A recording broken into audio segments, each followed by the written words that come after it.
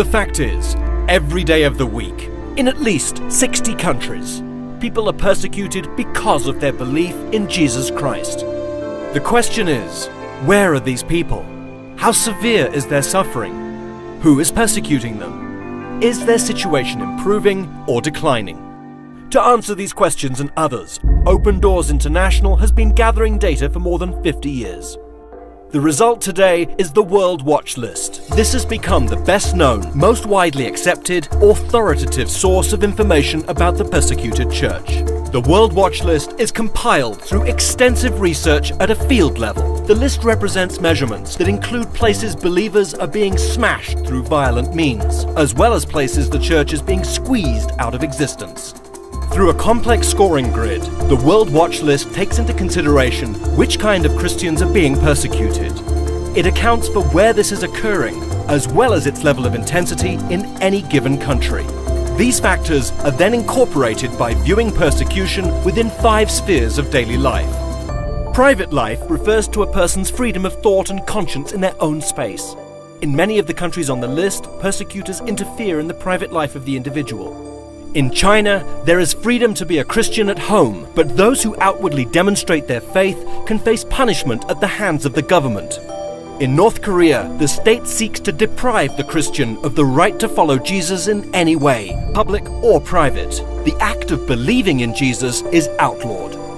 Family life expresses the pressures Christians experience within the family sphere, where persecutors seek to stop the spread of faith by whatever means they can.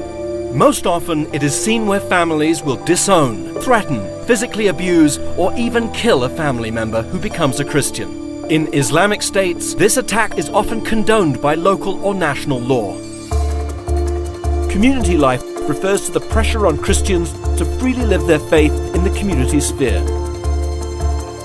But in cases where believers are dispersed into a hostile neighborhood, they are more susceptible to persecution from locals, angry mobs, or even authority figures.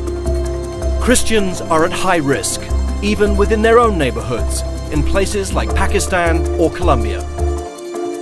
National life tracks the extent to which Christians are free to participate in civil society and public life.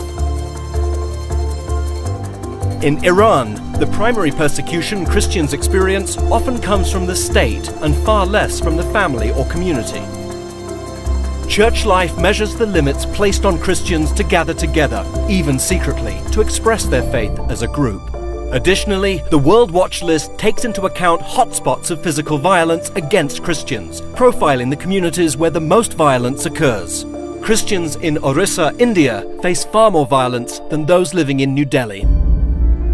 The World Watch List. It's not simply a compilation of statistical data.